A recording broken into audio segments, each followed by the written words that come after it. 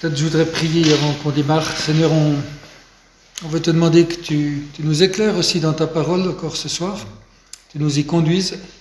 Merci pour sa richesse et pour ce qu'elle peut vraiment nous enseigner, Seigneur.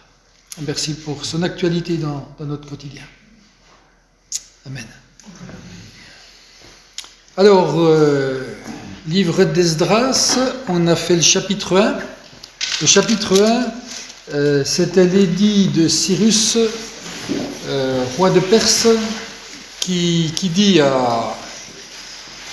aux Juifs, vous pouvez rentrer de Babylone à Jérusalem. Il publie un édit de ce type-là. On a vu comme c'était étonnant, comme ça répondait à des promesses vieilles de 70 ans. Et comme tout se mettait en place à ce moment-là, avec tous les préparatifs de départ, ce qu'ils emmènent, etc. Au chapitre 2, on nous fait la liste de toutes les personnes, on a vu ça la dernière fois, de toutes les personnes qui partent. Alors un peu fastidieux ce chapitre 2, parce que vous lisez ça, puis ça ne vous inspire pas beaucoup. Alors on a déjà pas mal travaillé dessus, mais j'avais pas terminé, parce que j'avais toute la question de l'identité de ce peuple. Parce que, en fait, dans ce texte, il faut qu'on le replace dans un contexte beaucoup plus large. Quand ils retournent à Jérusalem, dans leur pays, Dieu avait fait une promesse à Abraham, bien longtemps auparavant. C'était une double promesse, avoir un pays et constituer un peuple. Et cette promesse, elle a habité la vie d'Abraham tout le temps. Elle a habité toute l'histoire d'Israël. Elle habite encore maintenant Israël. Vous voyez les événements qu'on a actuellement. Le pays, c'est quelque chose de fondamental. Donc c'est une vieille histoire. Hein. Et Dieu avait promis ça. Et l'identité d'Israël est liée à son pays. Parce que Abraham, je vous remets juste dans le contexte, il n'était pas juif. Hein. Les juifs n'existaient pas. Abraham sort de Mésopotamie. Sans ascendant particulier, sans explication particulière. Pourquoi il est choisi? Il va constituer un peuple qui va devenir le peuple juif. Il va rentrer dans un pays qui va devenir le pays d'Israël. Alors, le terme pays en hébreu, c'est le mot Eretz. Eretz Israël, hein, pays d'Israël. C'est la 4e mot le plus employé de l'Ancien Testament. C'est juste pour vous dire l'importance du mot pays. Pour les Perses, d'un point de vue politique, on avait vu dans le chapitre 2, le début au verset 1, voici la liste des hommes originaires du district de Juda. Le mot district, c'est le mot qui était utilisé pour les différentes petites provinces que l'Empire perse avait constituées. Puis il y avait un qui s'appelait district de Juda, ou province de Juda. Et pour les Perses, c'est le peuple de la province de Juda, hein, presque sans intérêt, parce que c'est minuscule. Par contre, d'un point de vue théologique, c'est le peuple de Dieu. Et on va le voir hein, que dans ce chapitre 2, il commence par, au verset 1, c'est le peuple du district de Juda, et ça finit à la fin du chapitre 2, et puis au début du chapitre 3, c'est le peuple d'Israël qui arrive. Alors, c'est le peuple d'Israël, le peuple de Dieu. C'est une entité, un pays qui est minuscule, parce que ce pays, je crois qu'il fait 56 km de long sur 40 de large à ce moment-là. Donc c'est rien du tout, quoi. C'est l'aire urbaine ici. Hein et voilà que ce pays, en gros, c'est Jérusalem, et puis un petit peu autour, quoi. Ce pays, avec Jérusalem et son temple, mais ça redevient le centre de ce peuple. Et donc, le chapitre 2, c'est vraiment le but, dans l'écriture de ce chapitre, c'est vraiment la reconstitution d'une identité nationale. Parce qu'en gros, ils ne savent plus comment ils s'appellent et qui ils sont. Ils viennent de vivre 70 ans en Babylone. 70 ans, c'est long. Imaginez-vous 70 ans, quoi. C'est, à la louche, j'ai pas réfléchi, c'est la Deuxième Guerre mondiale, quoi. Ça fait 80 maintenant. Mais un peu plus que la Deuxième Guerre mondiale, c'est énorme pour un peuple déraciné. Donc, dans ce contexte, ils ont vécu au moins 50 ans sans faire de culte. Et vous savez que ils n'étaient pas comme nous à pouvoir prier où ils veulent, il fallait qu'ils aillent à Jérusalem, dans le temple, pour expier leurs péchés et tout ça. C'était vraiment la destruction un peu de leur identité. Et vraiment l'objectif du chapitre 2, c'est de montrer qui fait partie du peuple et qui ne fait pas. Et on avait vu qu'il y avait des gens, ils sont virés, parce qu'ils ne trouvent pas leur papier généalogique. C'est comme si Dieu venait purifier pour un nouveau départ. Mais ce qui est vraiment intéressant, c'est que l'identité et l'héritage qui est promis à ce peuple ne va pas varier en fait. Parce que si on reprend Genèse, Genèse au départ, ce qui était promis à Abraham, ça repose vraiment sur une relation avec Dieu. Genèse 17, 8. Donc c'est Dieu qui parle à Abraham. « Je te donnerai à toi et à tes descendants après toi le pays où tu séjournes en étranger, tout le pays de Canaan. Il sera leur propriété pour toujours et je serai leur Dieu. » Pas simplement un pays qui donne. Je vous donne un pays, mais je serai votre Dieu. C'est une sorte de contrat qui se fait, qui repose sur cette relation. Si on prend un peu plus loin, vous verrez que ça va rester dans toute l'histoire de la Bible. Un peu plus loin avec Moïse. Moïse, c'est donc, il y avait Abraham, il y avait Isaac, il y avait Jacob, il va y avoir 400 ans en Égypte, où ils vont être esclaves, et arrive Moïse pour libérer le peuple. Et là, dans cette mission de sauvetage du peuple hors d'Égypte, il va dire, Moïse, la part de Dieu, c'est Exode 6, verset 7, « Je vous prendrai pour que vous soyez mon peuple. » Pour que vous soyez mon peuple. « Je serai votre Dieu, et vous saurez que c'est moi, l'Éternel, votre Dieu, qui vous libère des travaux dont vous chargent les Égyptiens. Donc je vous prendrai pour que vous soyez mon peuple. » Et Dieu va leur donner, c'est le verset 8 qui suit en héritage, je vous ferai entrer dans le pays que j'ai juré de donner à Abraham, à Isaac et à Jacob, je vous le donnerai en possession, moi l'Éternel. Et ce pays sera le pays de Dieu, parce que si vous prenez Lévitique, je vous ai encore mis ce texte-là, c'est intéressant, les terres ne se vendront pas de façon définitive, car c'est à moi que le pays appartient, vous êtes chez moi. Vous êtes chez moi, comme des étrangers et des immigrés. Donc, un peuple invité par Dieu dans le pays de Dieu. Oui, voilà, et je crois qu'il faut qu'on ait ça, qu'on s'imprègne de ça pour comprendre l'importance de ce pays, pour ce peuple. Fondamental. Mais en même temps, Dieu qui lie ce pays avec une relation avec lui. Quand, après 40 ans de désert, après Moïse, Josué arrive, il fait rentrer le peuple dans le pays de Canaan, la condition, ce que Dieu va dire à Josué, la condition c'est d'obéir à Dieu. Il va dire à Josué 1, verset 7, « Seulement fortifie-toi et aie bon courage en te conformant fidèlement à toute la loi que Moïse, mon serviteur, t'a prescrite. » C'est-à-dire, c'est un pays, mais vous devez m'obéir, vous êtes en relation avec moi. Et avec le décret de Cyrus, tout recommence. Ils sont de nouveau partis en exil, c'est toujours la même histoire.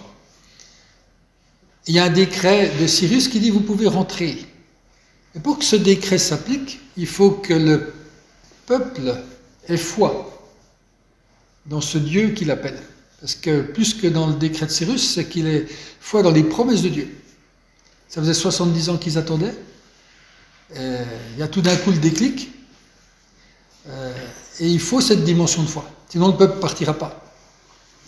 Et tout d'un coup, et c'est ça qu'on a dans Esdras 5, tous ceux dont Dieu réveilla l'esprit se levèrent pour aller reconstruire la maison de l'Éternel à Jérusalem. Donc ce nouveau royaume, il a des marqueurs d'identité. C'est-à-dire, pour faire partie de ce royaume, il y a deux choses qui comptent. Être choisi, c'est l'élection. On voit qu'Abraham sera choisi, Moïse sera choisi, Josué sera choisi, Le peuple qui reste va être choisi dans ce chapitre 2. C'est quand même une liste très précise de gens choisis. Mais en même temps, ça ne suffit pas. Il faut la réponse à Dieu. Non seulement il y a l'élection, le choix, mais il y a le oui à Dieu, et la réponse par la foi. Et vous voyez, sans que vous ayez bien loin, qu'on a déjà tout le Nouveau Testament qui est dans ces textes-là, depuis le début. Donc, en gros, Dieu, si on regarde la Bible de façon large, très large, le peuple de Dieu, il est toujours dans un itinéraire, dans un voyage. Et ce voyage, il change constamment d'itinéraire. Parce qu'on faute, parce qu'on se retrouve en exil, je ne sais pas où, en Égypte, en Babylonie, je ne sais pas où. Et chaque fois, Dieu revient, il appelle, il dit, viens avec moi, je te choisis. Et chaque fois, il attend notre réponse. Et chaque fois, il attend cette réponse et va renouveler notre itinéraire. Ça me fait penser un peu quand on ne suit pas notre GPS sur la route, il recalcule. Et Dieu avec nous, c'est un peu ça. Il recalcule sans arrêt. Et il dit, allez, tu t'es planté là. Alors je le fais un peu cool, quoi, parce que c'est pas forcément si cool. Hein. Et je pense qu'il y a des fois, une grande partie de ce qui nous arrive de difficile vient de nous-mêmes. Hein. Mais Dieu recalcule notre itinéraire en permanence. Et ça, c'est la belle chose qu'on retrouve dans toute la parole. Et dans cet itinéraire, ce qu'il attend de nous, c'est cette réponse par la foi. Et vous avez dans Jérémie cette promesse qui concerne exactement ce moment-là, Jérémie 32, les 37 et 38, « Je vais les rassembler de tous les pays où je les ai chassés en raison de ma colère, ma fureur et ma grande indignation, je les ramènerai ici, et je ferai en sorte qu'ils y habitent en sécurité, ils seront mon peuple, et moi je serai leur Dieu. » Toujours la même chose. Dans le pays, mais ils seront mon peuple. En relation, je serai leur Dieu. Osée 2, 25, je dirai à Lo-Ami, c'est-à-dire pas mon peuple, tu es mon peuple, et il répondra mon Dieu. Dans Osée, c'est ce peuple qui n'est pas son peuple, qui s'est éloigné, qui s'est une nouvelle fois trompé d'itinéraire. Dieu va l'appeler, il va lui dire tu es mon peuple, et il répondra mon Dieu. Et vous voyez, il y a toujours cette réponse. Donc ce mouvement, je pense qu'il est important d'avoir cette notion-là qu'il est dans toute la parole. Et vraiment, la conception de leur identité va tourner autour de leur relation à Dieu. Alors Paul, dans les Romains en particulier, il va parler de cette question d'identité. Et je vais juste vous lire ce texte de Romains 9, versets 6 à 8, si vous voulez le chercher. Romains 9, versets 6 à 8. Il dit, ce n'est pas que la parole de Dieu soit sans effet. Non, car ceux qui sont issus d'Israël ne sont pas tous Israël. Vous entendez bien? Ceux qui sont issus d'Israël, et donc il parle aux Juifs là, on est dans les Romains, il parle aux Juifs, ceux qui sont issus d'Israël ne sont pas tous Israël. Et bien qu'étant, il précise, qu'étant de la descendance d'Abraham, ils ne sont pas tous ses enfants. Et au contraire, il est dit, c'est par Isaac qu'une descendance te sera assurée. Cela signifie que ce ne sont pas les descendants simplement biologiques qui sont enfants de Dieu, mais que ce sont les enfants de la promesse qui sont considérés comme sa descendance. Il est très très clair, Paul. Dans Galates, il va montrer qu'on est tous fils de Dieu au travers de la foi. C'est vraiment une grande leçon du livre de Galates. Et que ce sont ceux qui ont la foi qui sont la vraie généalogie d'Abraham. Ça, c'est Galates 3, 7. Je mets Galates 3, 29. Si vous appartenez à Christ, vous voyez la condition. Vous êtes donc la descendance d'Abraham. Et vous êtes héritier conformément à la promesse. Vous voyez la transformation. qui était déjà au début dans l'Ancien Testament, qui est en train d'éclater, je dirais, dans le Nouveau Testament. Et l'héritage, là, quand on suit Paul, il va dire aussi Galates 4, 7, « Ainsi tu n'es plus esclave, mais fils, et si tu es fils, tu es aussi héritier de Dieu par Christ. » L'héritage promis, ce n'est pas le droit du sol, finalement. Ce n'est pas parce qu'on habite en Israël qu'on est israélite. Et ce n'est pas le droit du sang, ce n'est pas parce qu'on a la descendance d'Abraham qu'on est israélite selon le cœur de Dieu. C'est-à-dire qu'on fait partie de ceux qu'il a appelés et qui ont répondu oui. Et on l'a déjà, encore une fois, dans l'Ancien Testament, cette définition de l'identité. Finalement, Abraham, il sort de nulle part. Il devient un peuple, mais il n'avait rien au départ. Moïse, il a le droit du sang parce que ses parents sont israélites. Mais il est élevé par des Égyptiens. Jusqu'à 40 ans, il connaît que l'Égypte. Il a la culture, il a les dieux probablement égyptiens. C'est ça sa formation. De bébé qu'il était. Il y a Ruth la Moabite, totalement étrangère. Elle va faire partie de cette descendance. Parce qu'elle va être dans la descendance de Jésus. Je pense à Rahab, la prostituée de Jéricho, qui fait partie, elle, l'étrangère, de la descendance de Jésus. Vous voyez, comme tout l'Ancien Testament contient comme par touche toutes ces choses qu'on va retrouver dans le Nouveau. Et Paul, il va même, en parlant de la terre, il va aller plus loin, il va montrer un peuple en quête d'un nouveau pays, c'est Hébreux 11, c'est un verset que j'avais pris la dernière fois pour terminer. Hébreux 11, versets 13 à 16. Donc ils sont tous morts, sans avoir reçu les biens promis, mais ils les ont vus et salués de loin, donc c'est bien, pensez, peuple, pays, hein, c'est toujours ça l'héritage. Et ils ont reconnu qu'ils étaient étrangers et voyageurs sur terre.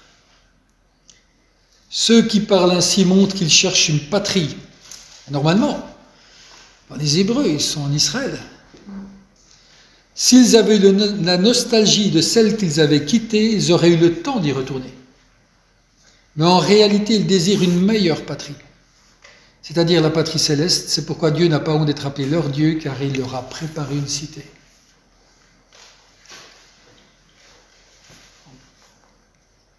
Voilà, on peut lire encore dans 1 Pierre 1,3. Il nous a fait naître de nouveau à travers la résurrection de Jésus-Christ pour une espérance vivante. Donc ça, c'est notre nouvelle naissance. On a une espérance vivante pour, le but, pour un héritage qui ne peut ni se détruire, ni se souiller, ni perdre son éclat. Il vous est réservé dans le ciel. Vous voyez, comme déjà dans l'Ancien Testament c'était en gestation, mais le Nouveau Testament fait basculer complètement. Le pays qu'on attend n'est plus un pays terrestre, mais il est ailleurs. Et Paul dans Éphésiens va dire « Dieu nous a bénis de toutes sortes de bénédictions ». Dans Éphésiens 1,3, on le lit comme ça, puis souvent on ne pense pas à ce que ça veut dire. « Béni soit le Dieu et Père de notre Seigneur Jésus-Christ, qui nous a bénis de toutes bénédictions spirituelles dans les lieux célestes en Christ. » Toutes ces bénédictions spirituelles, elles sont nombreuses, mais je crois que la promesse du peuple est toujours valable. Seulement nous avons été adoptés comme fils pour un nouveau peuple. Et la promesse du pays est toujours valable, mais c'est un nouveau pays qui nous est promis. Alors là, vous allez me dire, vous m'arrêtez si vous avez des questions. Hein. Là, j'aborde juste un sujet qui est un peu plus sensible. Vous allez me dire, qu'est-ce qu'on fait des prophéties qui concernent un pays qui s'appelle Israël, des prophéties de l'Ancien Testament qui semblent décrire un peuple qui revient dans son pays. Et c'est des prophéties sur lesquelles je pense qu'il faut qu'on fasse attention et qu'on aille délicatement, parce que de ne pas dire des choses qui ne sont pas. Dans le Nouveau Testament, étonnamment, on n'a aucune référence à un royaume juif avec un rassemblement de juifs dans un pays. On l'a dans l'Ancien, mais on n'a pas dans le Nouveau. Donc ça, c'est quand même la première chose à avoir en tête. Et on peut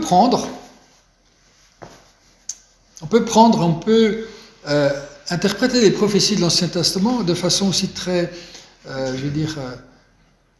pour nous, avec un autre sens. Parce que ces prophéties, pour nous, elles n'auraient aucun sens sinon. Un pays qui ruisselle de lait et de miel, est-ce que ça ne peut pas être notre vie en Christ? La manière dont il nous nourrit, dont il nous abreuve. C'est une sorte de participation, un début de participation à la vie céleste. Le pays qui nous est donné, pour nous chrétiens en tout cas, n'est pas un pays qui va être concret, qui va être territorial sur terre. Au moins au départ, ce qui nous est promis, c'est un pays qui est à venir.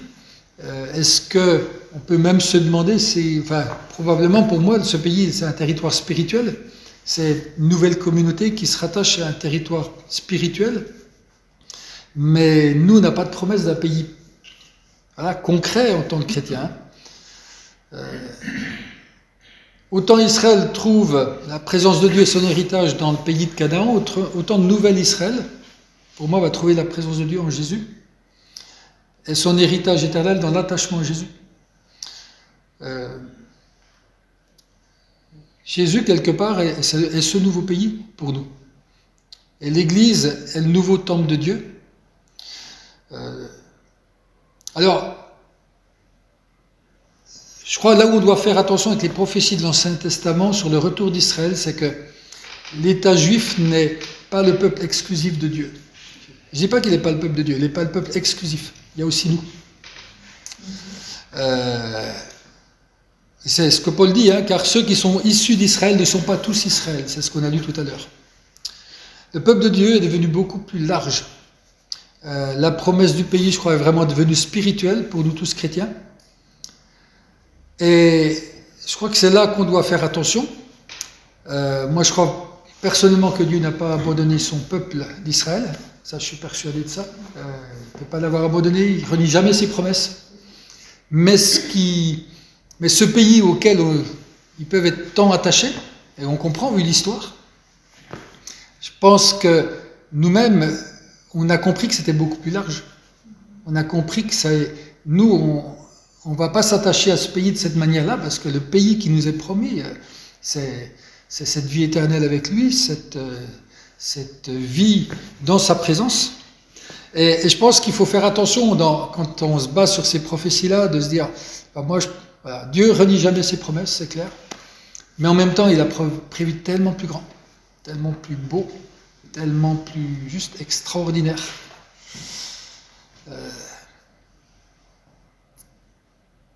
Et puis, si on prend encore l'Apocalypse, on va encore un cran un peu plus loin. On voit qu'une fois la mission de sauvetage achevée, une fois le but de Dieu achevé, on est à la fin des temps, il y a une foule de toutes les nations réunies et qui vont faire un concert de louanges planétaire, si j'ose dire. Ça va être quelque chose d'extraordinaire. On a les nouveaux cieux et la nouvelle terre, donc on a un autre pays, clairement. Apocalypse 21:3, j'entendis une voix forte venant du ciel qui disait « Voici le tabernacle de Dieu parmi les hommes. Il habitera avec eux, ils seront son peuple, et Dieu lui-même sera avec eux, il sera leur Dieu. » On retrouve toujours cette même idée. Ils seront son peuple, il sera leur Dieu. Il habitera avec eux dans ce nouveau pays, les nouveaux cieux et la nouvelle terre. Et on voit que Dieu a vraiment revu notre itinéraire de façon permanente dans l'histoire. Il a toujours réactualisé l'itinéraire qu'on avait à faire. Il va nous amener dans un pays définitif un jour, qui sera marqué par une relation parfaite avec lui. Et notre marqueur d'identité, c'est vraiment notre foi en lui.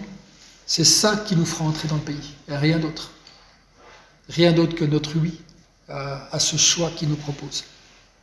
Donc c'est vraiment la vision finale, le but du voyage. Et je trouve que ça a des répercussions personnelles pour nous, parce que il y a des moments où les événements et la vie nous fait perdre notre identité. On ne sait plus trop où on en est. Parce que ça bouge tellement, et on va essayer de préserver notre identité. On va revenir aux sources, aux fondamentaux. Pour nous, notre identité, ça peut être faire un bon travail, être reconnu, s'impliquer à l'église, être un bon mari, un bon père, garder les valeurs, enfin, toutes des bonnes choses, il n'y a aucun problème. Sauf que je pense que ce n'est pas notre identité. Ou alors on fait de notre identité des mauvaises choses. Il y a des gens comme ça, ils vont dire, moi je suis pénible de service, moi je suis malade, moi je suis drogué, moi je suis ci, moi Enfin, on fait de tout ce qui est négatif son identité. Je pense que c'est pas mieux. On a beaucoup de gens qui s'identifient à ça. Hein. Ou alors on s'identifie par nos manques. Et on va se dire, moi je suis veuf, moi je suis célibataire, moi je suis pauvre, moi je suis femme, moi je suis homme. Enfin, mais en fait, on ne peut pas s'identifier par ça, c'est pas notre identité. On ne peut pas avoir une identité basée sur nous-mêmes quand on est chrétien. Et ça, c'est la grande chose à retenir. On ne peut pas se regarder et puis dire ça c'est mon identité, c'est pas juste. On a cette nouvelle identité en Christ. On sait qu'on fait partie du peuple du Dieu vivant. On appartient à Dieu, on a été légitimé, on a été pris en charge, on a été inclus dans son peuple. Et la croix, c'est vraiment nous raconter cette histoire personnelle. Cette histoire personnelle de Dieu avec l'homme. Dieu a dit qui on était à la croix. Il a dit tu étais ça. Un homme perdu, un homme pécheur, et tout ce qu'on veut, on l'a abandonné là. Et voilà qui tu deviens. Tu deviens mon fils. Et la croix nous dit qu'il est vraiment notre Dieu.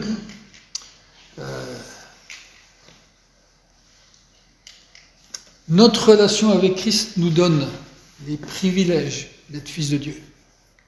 Et je dirais que même quand tout est perdu, absolument tout est perdu, l'essentiel reste, parce que notre identité est en Christ.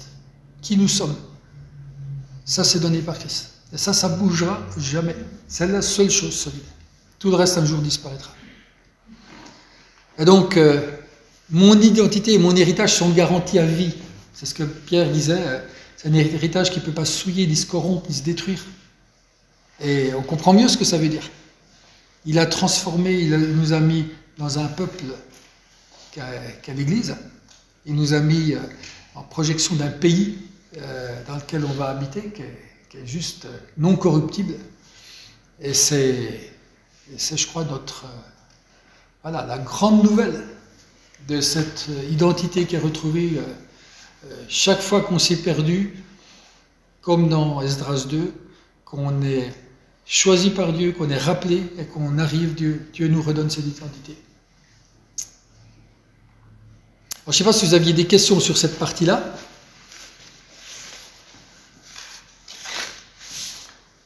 Comment tu comprends Israël, pierre pesante pour les nations? Là, on touche les sujets. Je pense que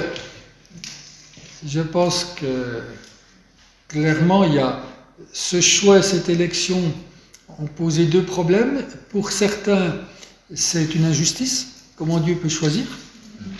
Et pour d'autres, et pour les Juifs, ça peut être un sentiment d'orgueil. J'ai été choisi. Comme pour nous, hein, on a le même problème. Hein. On peut être orgueilleux en étant chrétien, j'ai été choisi. Et on joue avec ces deux écueils qui font que très vite, on peut devenir, pour les autres, soit qu'on est arrogant parce qu'on a un sentiment d'orgueil, soit que les autres nous détestent parce qu'on était choisi. Et il y a déjà deux raisons pour expliquer ça. Plus, je pense que ça c'est vraiment spirituel.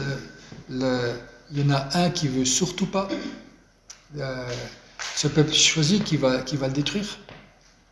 Mais ce peuple choisi, c'est une étape. C'est pas l'aboutissement. Et cette étape, elle doit. Je pense que ce peuple, il doit trouver le Messie. C'est dit que c'est quand ils reconnaîtront Jésus qu'ils seront sauvés. Voilà, mais ils auront ce choix quand même à faire. Est-ce que tout le monde le fera? Voilà, on verra. à ce moment-là, là on n'a pas les données, hein. Ça reste... Enfin, moi je pense qu'il faut rester sur ces sujets-là. Des fois on voit vite les gens se battre sur ces questions-là. Mais nous comme chrétiens on est appelés à voir plus loin, quoi. Ne nous battons pas sur des choses dont on ne sait pas exactement des fois où sont les frontières. Voyons plus loin. Et sans être arrogant, sans croire que parce qu'on voit plus loin, on en sait plus, quoi. C'est toujours ce risque-là.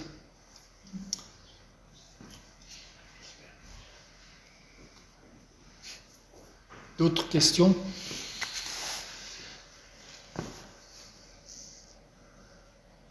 Sinon, on va lire, je propose que quelqu'un lise les 6 premiers versets d'Esdras 3.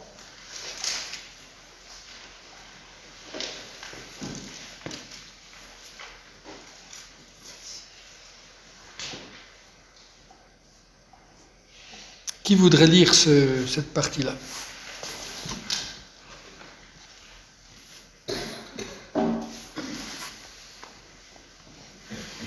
À l'aube du 7e mois, les Israélites étaient installés dans leur ville et le peuple se rassembla comme un seul homme à Jérusalem. Josué, fils de Jetsadak, accompagné de ses frères les prêtres, et Zorobabel, fils de Siltiel, accompagné de ses frères, se levèrent et reconstruisirent l'autel du Dieu d'Israël pour y offrir des holocaustes, conformément à ce qui est écrit dans la loi de Moïse, l'homme de Dieu.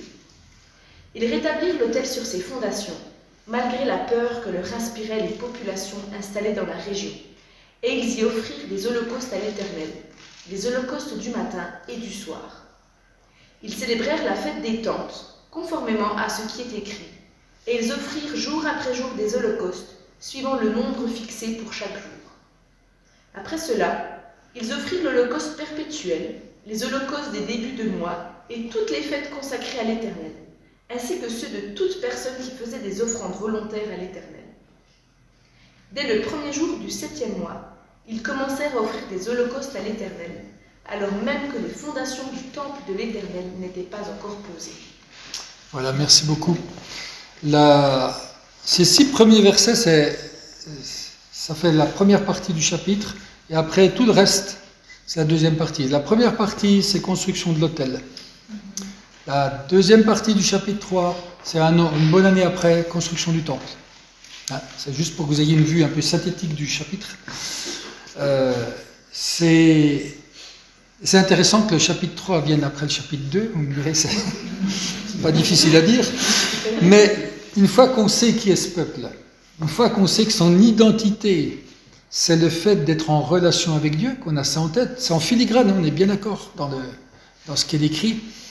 On comprend pourquoi ils vont construire l'autel. Parce que construire l'autel, c'est entrer en relation avec Dieu pour un juif.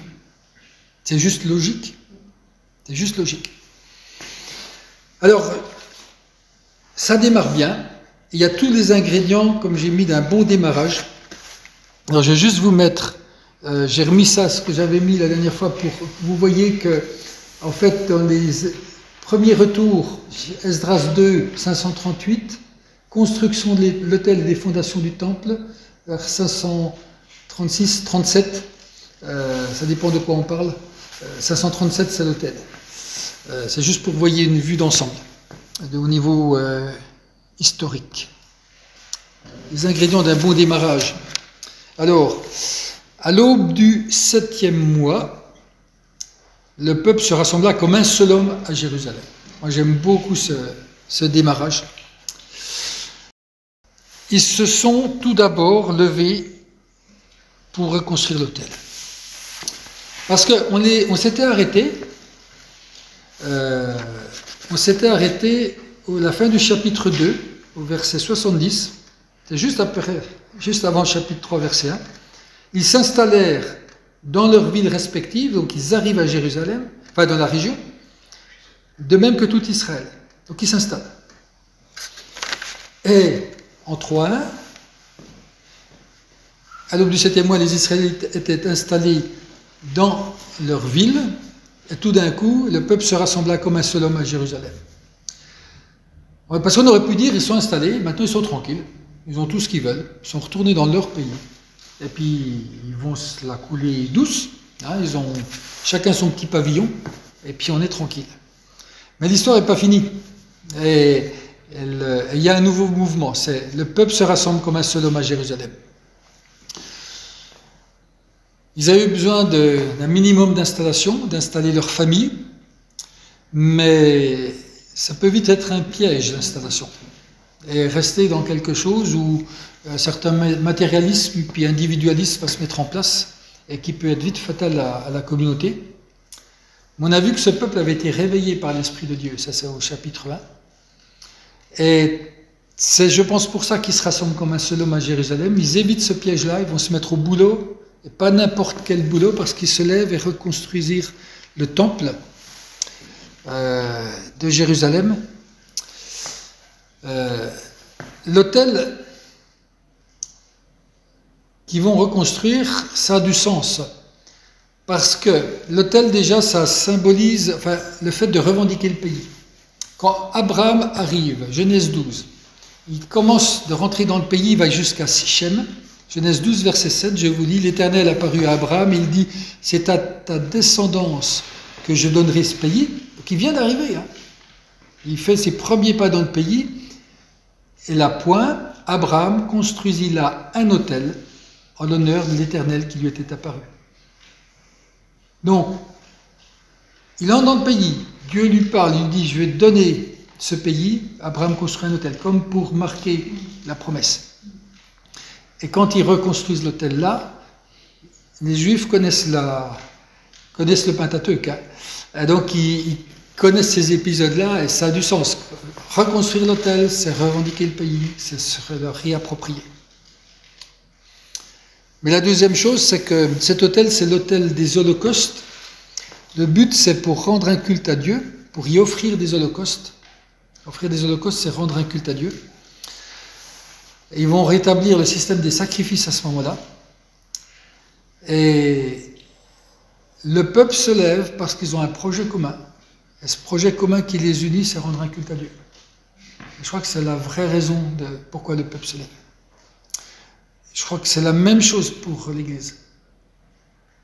Notre projet commun doit être de rendre un culte à Dieu. Quoi que nous fassions, dans tout ce que nous faisons, je crois que notre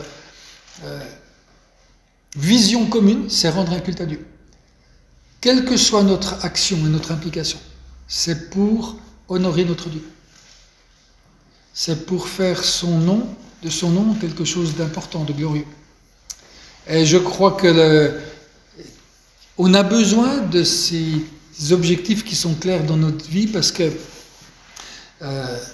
c'est aussi en lien avec notre identité, notre appartenance. On revient toujours à ça. Parce qu'ils ont une identité commune, ils ont cette foi en Dieu. Et leur but, c'est de lui rendre un culte. Et la troisième chose, quand ils se lèvent pour construire l'autel, ce qui est dit, c'est dit un peu plus loin, c'est, je crois, dit au verset 6, c'est l'autel avant que les fondations du temple soient posées. Les fondations, elles étaient posées parce qu'il avait été détruit le temple. Donc il fallait juste qu'ils le reconstruisent. Mais c'est symbolique. C'est-à-dire, en fait, il n'y avait pas de temple. Ils vont construire un autel sans temple. Et ça, c'est pas logique. L'autel, il était posé dans le temple. Et ça veut dire que un jour, on n'aura plus besoin du temple. Ça commence à dire ça. Moi, je crois vraiment au sens de ces choses-là, parce que c'est cette révélation progressive de Dieu dans l'Ancien Testament. Ils ont une vision commune, ils ont envie de se lever pour ça, et déjà, ils nous projettent sur quelque chose d'autre. Ils vont rendre un culte à Dieu, alors qu'ils n'ont plus de temple. Les ingrédients, c'est un temps qui est très symbolique. C'est à l'aube du 7e mois. On a vu au verset 1. On l'a au verset 6, ça encadre tout le paragraphe. Dès le premier jour du 7e mois, c'est mis 2 fois pour encadrer ce paragraphe sur l'autel. Ça montre déjà qu'ils ont peu de temps. Parce que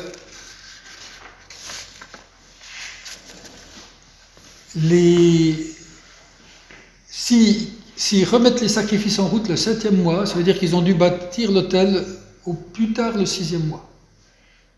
Hein, parce que quand ils se lèvent comme un 7e homme, on verra plus tard dans le texte, dans les 6 premiers versets, qu'ils vont tout de suite mettre en route, dès le premier jour du 7e mois, les sacrifices. C'est-à-dire que l'autel est construit. C'est-à-dire qu'ils ont construit déjà avant, au moins le 6e mois, je vous dis. Cyrus a publié son édit en 538, avant Jésus-Christ. D'après, alors excusez-moi, c'est une source apocryphe, mais c'est le 3e livre d'Esdras, c'est un livre apocryphe. Lui, il dit qu'il serait parti de Babylone le premier jour du premier mois, le mois de Nissan, 537. Et là, on est au premier jour du 7e mois, 537. C'est-à-dire 6 mois après le départ, si on croit cette source apocryphe, mais ça correspond, Cyrus publie son édit en 538, le temps qu'il s'organise, qu'il récupère l'or, l'argent, etc. Ça peut très bien être ça. C'est-à-dire ils ont eu 6 mois. Ils ont eu 2 à 3 mois de voyage. C'est-à-dire il leur restait 3 mois pour s'installer, pour construire l'autel et débuter les sacrifices. Donc ils ont eu peu de temps. Ils ont eu peu de temps. Et ils ne sont pas reposés sur leur laurier. Je crois que c'est une chose à garder. Ils avaient vraiment comme objectif, on vient reconstruire l'autel. La deuxième chose qui est vraiment importante, c'est le 7e mois. Là, je vous ai mis un schéma qui explique ce que c'est dans les fêtes juives. Je vous ai mis entouré en rouge ce qu'est le 7e mois. Le 7e mois, c'est là où il y a le plus de fêtes. Vous avez Rosh Hashanah, qui est la fête du Nouvel An. Il y a 2 Nouvel An chez les Juifs. Il y a le mois de Nissan, qui est en avril, qui démarre avec la Pâque, Pessah, la Pâque. Mais ça, c'est le premier mois au sens liturgique, au niveau ecclésial, religieux. Le Nouvel An non religieux, il commence au mois de septembre, au 7e mois. Et donc vous avez la fête du Nouvel An, comme partout dans tous les pays du monde, c'est le premier jour du nouveau mois qu'est la fête. Vous avez le Yom Kippour, le 10e jour du 7e mois, un jour des expiations, on paye pour les péchés. Et vous avez le 15e jour jusqu'au 23e jour, la fête de Sukkot, la fête des tentes, qui se passe là. Le premier jour, la fête du Nouvel An, c'est aussi la fête des trompettes. Le 15e jour, la fête des tabernacles, c'est vraiment cette fête de 7 jours qui était à la fin de la récolte des olives et des raisins. Une fête où on avait tout terminé les récoltes et on célébrait en dressant des tentes, des cabanes pour se rappeler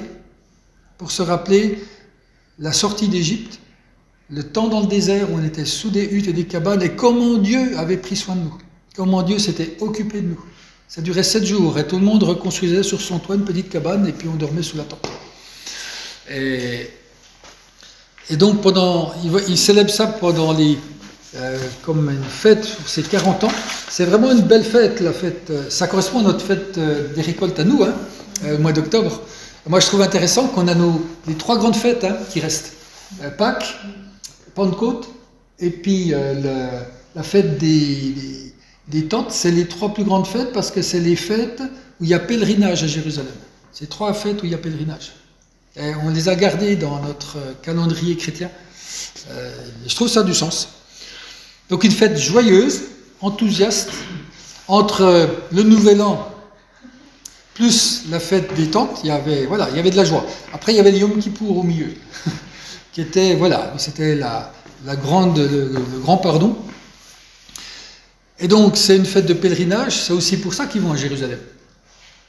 Parce que c'était le pèlerinage. Et vous avez bien compris que s'ils sont partis à Pâques, ils sont arrivés, après Pentecôte, sur le mois de juin, pour nous, pour arriver en septembre, à ce 7e mois,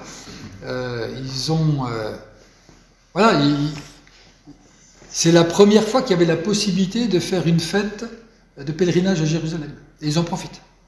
Ils ne laissent pas passer l'occasion. Même si le temps était court, Donc, et pour ça, il y a besoin d'un autel qui est reconstruit, parce que c'est une fête qui est vraiment importante. C'est une fête où il y a le Yom Kippour au milieu. Alors, le Yom Kippour, c'était le jour où le grand prêtre rentrait dans le lieu très saint, une fois par an, pour expier les péchés de tout le peuple. Donc, ils ne vont pas pouvoir le faire, parce qu'il n'y a pas, le temple n'est pas reconstruit. Mais ils vont faire au moins la partie au niveau des holocaustes et de tout ce qui devait être donné, parce que ce 7e mois, c'était très précis pour ce qui devait être donné comme sacrifice. Il y avait un nombre d'animaux exact. Je vais pas revenir dessus, parce que ce n'est pas pertinent pour nous maintenant, mais c'était très codifié. Donc un temps pour rétablir le culte. Donc c'est pas une date par hasard, et je pense que c'est une date aussi qui motive, et il y avait de quoi, je pense, avec cette date-là, il y avait de quoi de se bouger pour construire l'autel. Puis la troisième chose, c'est sous la conduite de leurs responsables. Alors c'est le verset 2, Josué, fils de Yotsadak, accompagné de ses frères et les prêtres, et Zorobabel, fils de Shealtiel, accompagné de ses frères, se levèrent et reconstruire l'autel du Dieu d'Israël pour y offrir des holocaustes. Donc 2 hommes, Josué et Zorobabel, 2 hommes qui sont fondamentaux. Vous savez qu'Esdras, il n'est pas là au départ. C'est le livre d'Esdras. Esdras, il va venir bien plus tard. Donc c'est Josué et Zorobabel qui sont là à la tête. Les frères, ce sont leurs frères, ou bien c'est les prêtres? Bon, c'est les frères larges, Oui. Ouais. Comme nous on dirait les frères, parce que c'est toute la caste des prêtres en fait. Et Zorobabel, je passe vite, on l'a déjà vu, je crois que c'était au chapitre 1, on en avait déjà parlé. Josué, je prends juste un peu plus de temps. C'est important parce que d'habitude ils mettent toujours Zorobabel et Josué. Et là ils inversent, Josué et Zorobabel, c'est pas par hasard. Ils construisent l'autel, ils ont besoin d'un prêtre, et c'est lui qui apparaît en premier. Et là, c'est un couple qui est vraiment fondamental, je dirais, dans cette reconstruction. Josué, c'était vraiment le chef spirituel, il représentait le peuple devant Dieu. Et la fonction de grand prêtre, c'était la fonction la plus importante dans le clergé juif à ce moment-là. Et la direction de Josué et celle de Zorobabel ont vraiment été encouragées et confirmées. On verra plus tard dans les chapitres d'Esdras qui vont plus loin, c'est par les prophètes Agé et Zacharie. On retrouve ça. Vous savez, l'épisode avec Josué qui a des abyssales chez Zacharie, et qui est accusé par son ennemi, par le diable, comme quoi il est sale devant Dieu, puis l'ange qui lui revêt un habit propre. C'est ce même Josué. Parce qu'il y a dû avoir de la tension et des moments difficiles, mais je crois qu'il n'y a pas de projet sans que les responsables ne montrent l'exemple et ne portent le projet. Et le projet, c'est l'autel du Dieu d'Israël. C'est ici ce dont il est parlé, c'est l'autel des holocaustes. Je vous ai mis une image. L'autel des holocaustes, vous voyez, il est là en bas, sur votre gauche. Il est en dehors du temple, il est sur le parvis. C'est ça qu'ils ont reconstruit. Le temple est détruit, ils reconstruisent cette partie-là, c'est la partie la plus facile, mais la plus importante, parce que derrière on peut faire les sacrifices. Il existe depuis que le tabernacle, vous savez, la tente qui était faite dans le désert, il existe depuis là, il existait dans le temple évidemment de Salomon, et il va exister dans la reconstruction de ce temple. Et l'autel des holocaustes, il faut le distinguer de l'autel des parfums. C'est quand même important. L'autel des parfums, vous voyez là, vous avez le voile. Il est devant le voile qui sépare le lieu très saint. Vous avez les 2 chérubins qui sont autour de l'arche. Donc, l'autel des parfums, c'est pour répandre un parfum de bonne odeur devant l'Éternel. Ça correspond un peu aux prières. Voilà, ça a un sens symbolique. Tandis que l'autel des holocaustes, c'est vraiment les holocaustes, c'est vraiment un sacrifice d'expiation pour chasser les péchés, pour pour nous purifier. Et c'est intéressant que l'auteur y parle c'est l'autel, je vous ai dit quoi, du Dieu d'Israël. L'autel du Dieu d'Israël.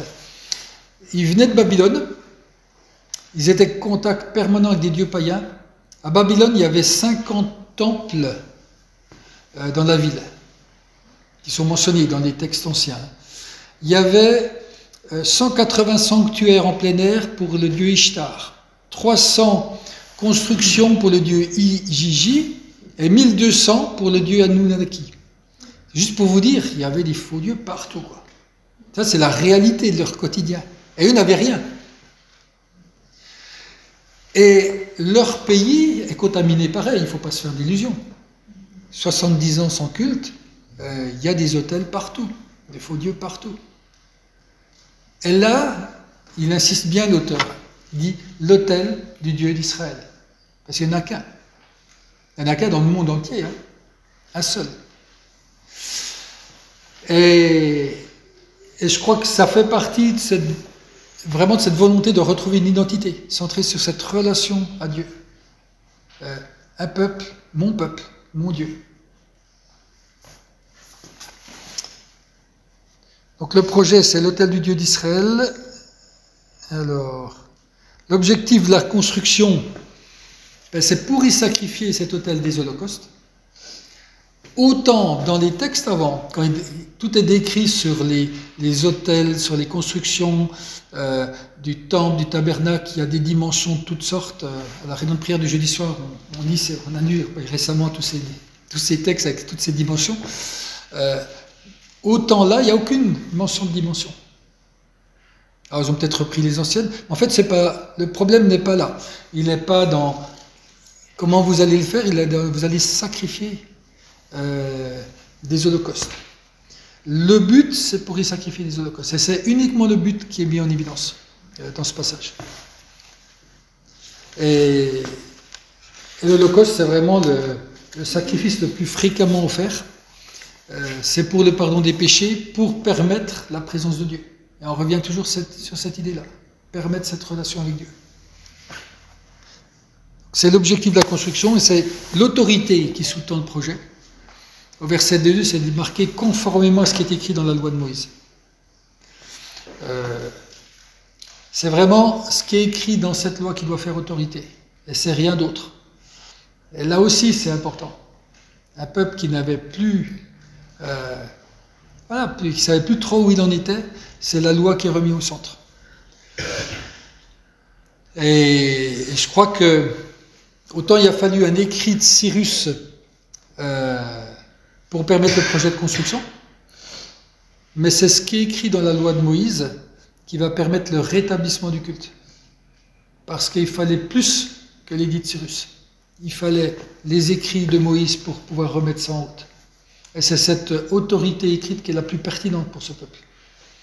Et donc là, ils font appel à l'autorité de Moïse, l'autorité de Dieu qui est derrière ça.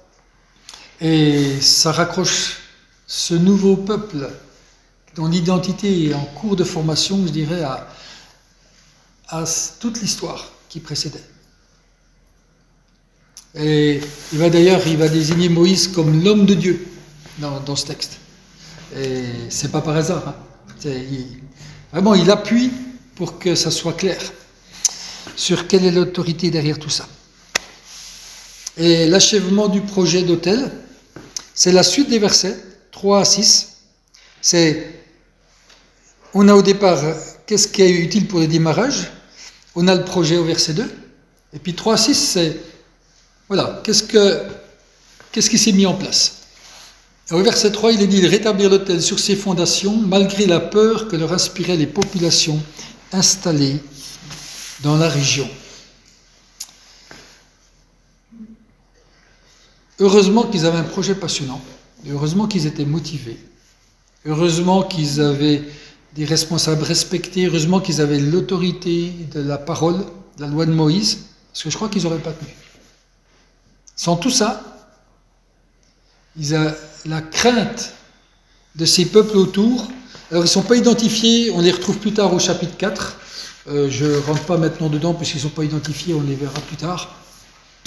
Mais ces peuples installés dans la région, c'est ceux qui font l'opposition, qui donnent les ennuis, qui vous donnent une souillure spirituelle, de rituels, de la compromission, enfin tout ce qui ne voulait pas.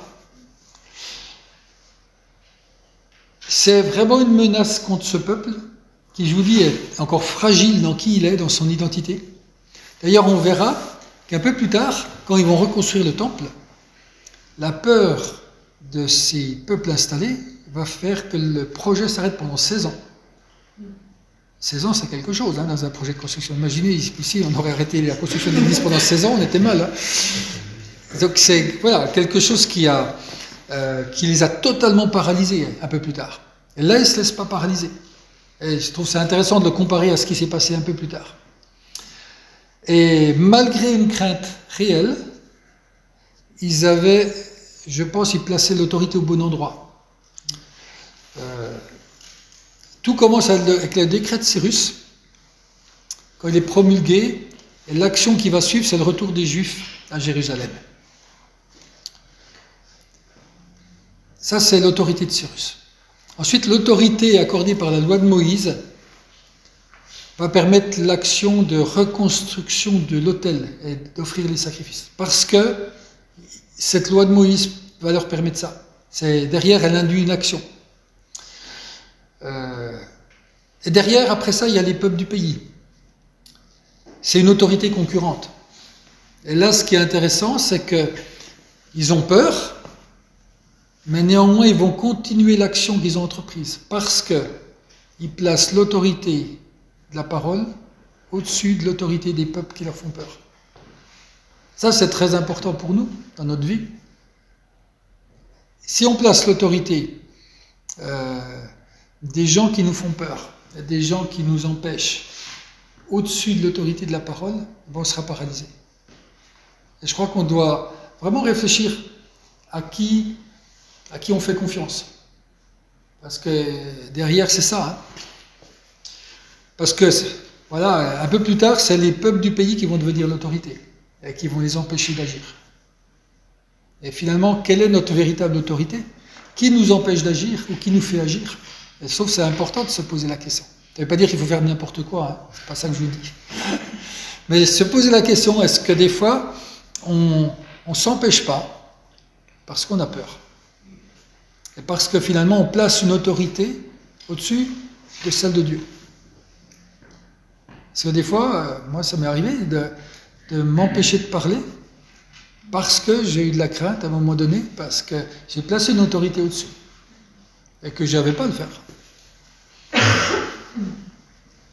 Et là, on va voir que la peur est finalement vaincue par la foi.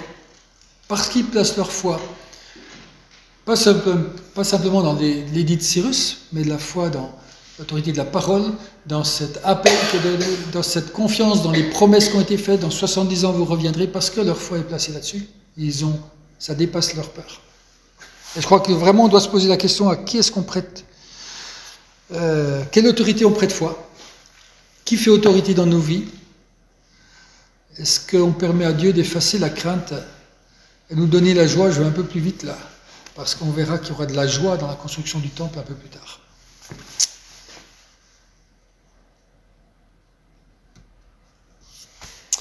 Et la foi permet une relation régulière avec Dieu. Ça, c'est les versets 3 à 5. Ils vont remettre des holocaustes du matin et du soir. Ils vont célébrer la fête des tentes ou des cabanes, conformément à ce qui est écrit. Offrir jour après jour des holocaustes, suivant le nombre fixé pour chaque jour. Ils vont offrir l'holocauste perpétuel, c'est celui qui brûle matin et soir, qui permet de manière perpétuelle l'expiation de nos péchés.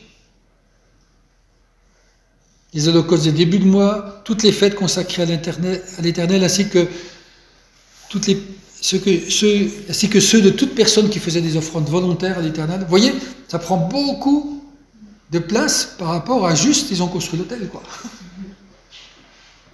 Mais ça veut dire quelque chose. Ça veut dire, voilà, le but, c'est on remet en route un culte. On remet l'adoration de Yahvé sur une base quotidienne. on remet notre culte, je traduis pour nous, les holocaustes du matin et du soir, notre culte journalier, de façon quotidienne, une sorte de routine, parce que souvent ils coupaient ça avec des prières matin, midi, soir, on le voit chez Daniel en particulier, ou dans le psaume 55. Donc voilà, tout se remet en route. Tout se remet en route.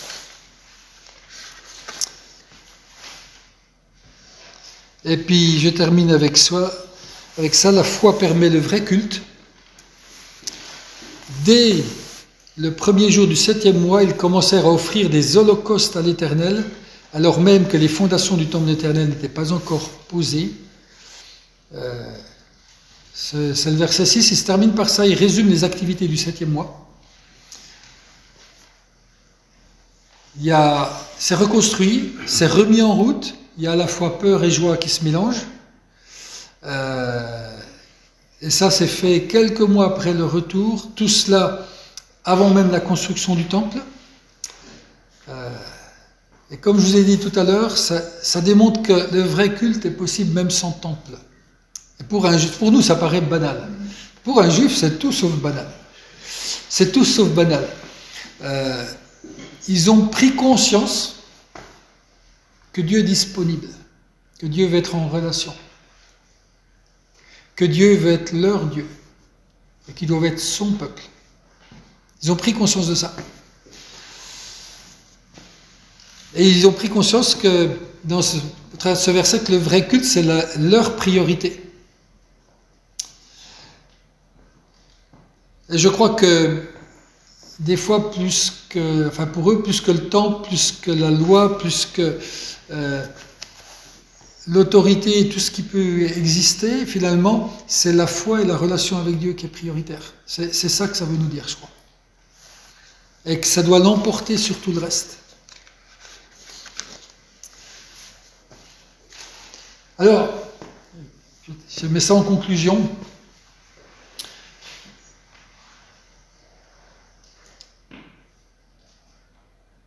Je pense vraiment pas anecdotique que tout est recommencé le jour de la fête des tentes ou Sukkot, ou fête des tabernacles.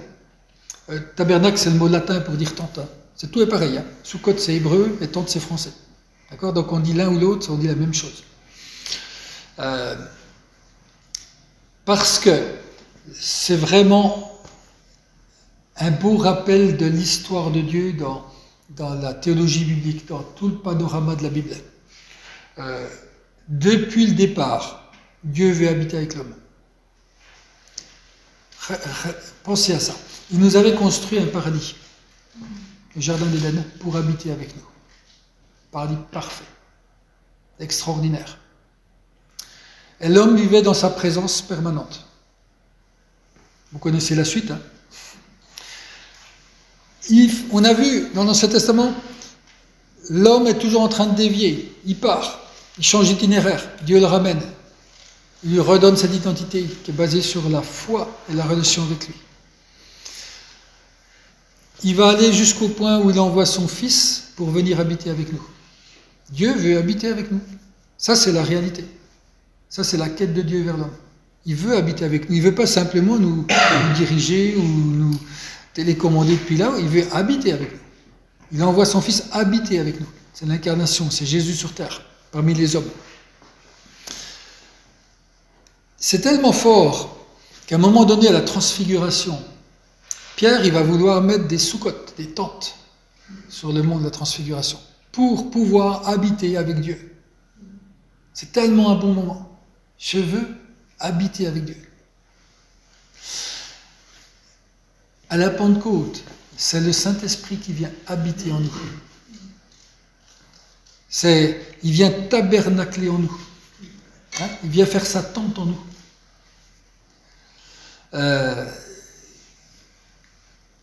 Et puis Dieu qui vient tabernacler en nous, dès maintenant c'est possible au travers de l'Esprit, mais on a toutes ces prophéties qui nous font voir la suite. Je vous lis Ésaïe 4, 5 à 6. L'Éternel fera alors apparaître sur toute l'étendue du mont Sion et sur ses lieux de réunion une nuée fumante pendant le jour, un feu de flamme éclatante pendant la nuit, car tout ce qui est glorieux sera abrité. Il y aura un abri c'est le mot Sukkot, tente, pour donner de l'ombre contre la chaleur du jour et pour servir de refuge et de protection contre l'orage et la pluie. C'est quand même là aussi le désir de l'homme d'être dans cet abri, dans cette tente que Dieu veut nous donner. Zacharie 2,14, pousse des cris d'allégresse et réjouis-toi, fille de Sion, en effet, je viens habiter au milieu de toi, déclare l'Éternel. Ça, c'est ce qui va arriver. Et Apocalypse 21,3, j'entendis une voix forte venant du ciel qui disait « Voici le tabernacle de Dieu, la tente de Dieu parmi les hommes. Il habitera avec eux, ils seront son peuple, et Dieu lui-même sera avec eux, il sera leur Dieu. » Quand on me dit que la Bible, c'est un amas de livres qui n'ont pas de sens et pas de lien, je trouve qu'on n'a rien compris, quoi. Juste sur ce thème-là. Vous voyez comment toute la Bible est traversée ça. Et comment, en plus, elle a une orientation. Elle nous fait diriger vers un but, une convergence commune. Et je crois que toute la quête de Dieu, c'est de venir habiter avec nous, nous redonner cette identité par la foi et la confiance qu'on lui accorde. Vous êtes mes enfants. Laissez-vous appeler mes enfants et je viens habiter avec vous. Et ça, je crois que c'est tout le message de l'Évangile qu'on commence déjà à défleurer dans ces chapitres 2 et début du chapitre 3 des As.